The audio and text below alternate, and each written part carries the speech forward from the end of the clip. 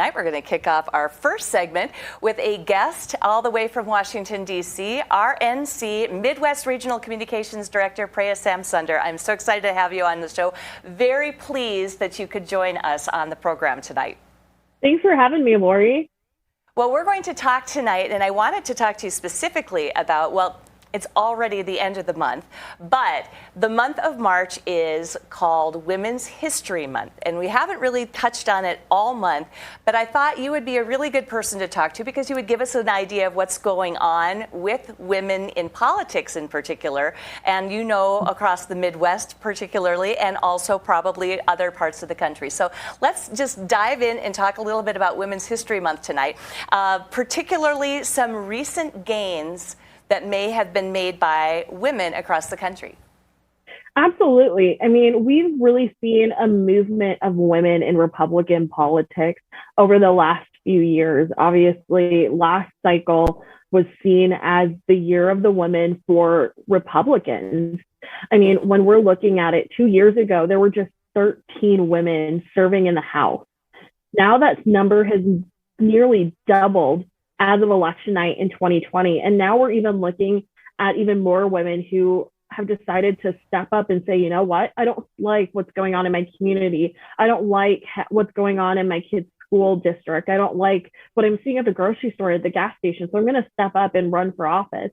And so what we've seen this year is that so far we have a total of 267 women who have filed to run for office, which is huge. Obviously, we saw in 2021, Winsome Sears became the first female black lieutenant governor, for the state of Virginia, which that was a huge deal for not only Republicans in Virginia, because we know how blue it is, but for the country at large. And it just reignited this swell of support that we've seen from women across the board, across the country, who are stepping up and saying, now is my time to get involved in politics.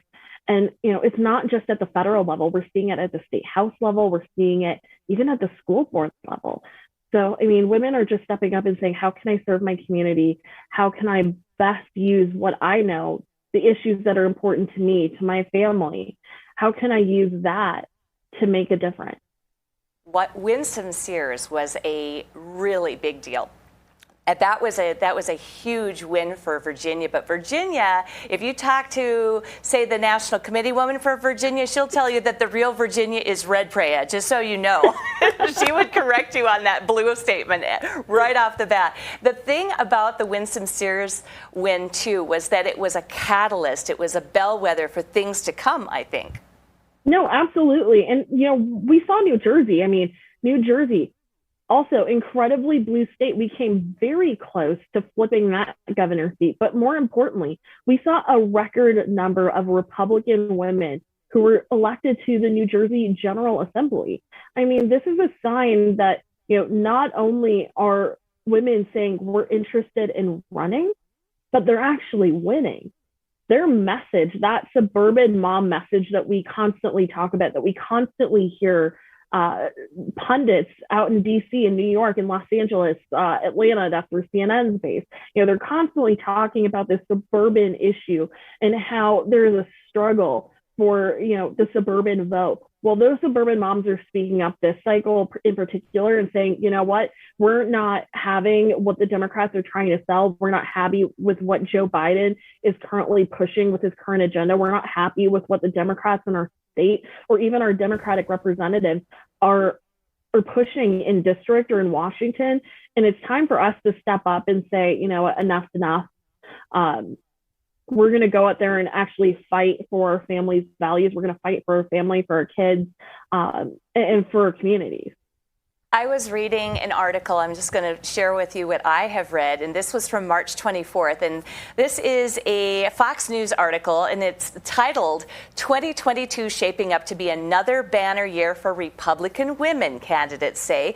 And then the line underneath it says, GOP women are, quote, due for another record-setting year, according to Tina Ramirez. And this is so exciting to me. If you look at some of the numbers, it says 32 Republican women one election in Congress in 2020, surpassing the record of 30 Republican women set in 2006. So that was a great record. And Maggie's List, a political action committee, which is dedicated to increasing the number of conservative women elected to federal public office, has endorsed more than 50 female GOP candidates so far.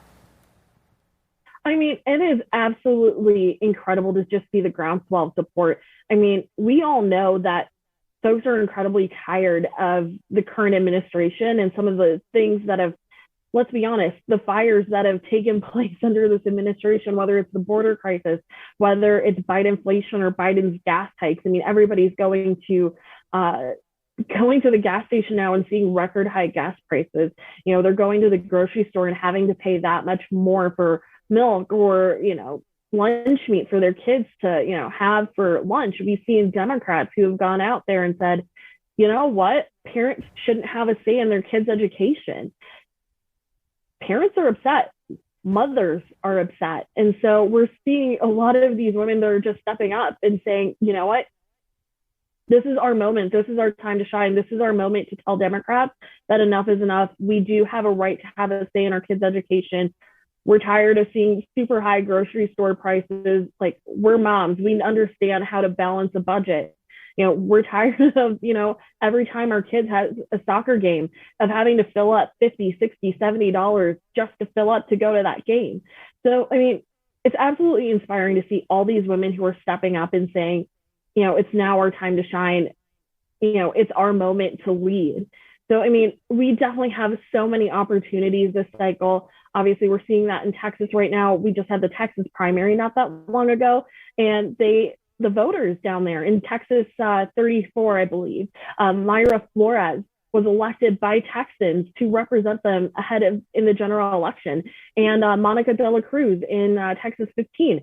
Those are Republican nominees in the state of Texas, and we're seeing this all across the board. So it's an incredibly exciting time to be a Republican and a Republican woman. 11 of the 15 seats that Republicans flipped from blue to red in 2020 were taken by women. This is according to the Virginia chair of Maggie's List, Tina Ramirez, also in this article. So 11 of 15, that speaks pretty loudly, Preya. Absolutely. And I know 3 of them right here in the Midwest. Obviously, we have North Dakota neighbor Michelle Fishbach, who flipped the 7th congressional district in Minnesota, and that was held by Colin Peterson for 30 years. And then in Iowa, we had 2 seats flipped. Ashley Hinson, Marionette Miller Meeks, they flipped 2 congressional districts from Democrat to Republican. And for Marionette Miller Meeks, not only was that razor thin by a 6 margin vote, but she flipped that. That seat was held by a Democrat man, Dave Loebsack, for several years. So, I mean, women are definitely making a difference, and they're definitely speaking to these, you know, purple districts, if you will, that have long been held by Democrats. It is thrilling to me to see this trend. I think it's a good trend. I think it's going to go further. Now, when we come back, we're going to take a quick break here. But when we come back, we are going to talk and drill down a little bit more into some of the impetus. You've mentioned it a little bit, but we'll talk mama bears when we come back. Stay with us.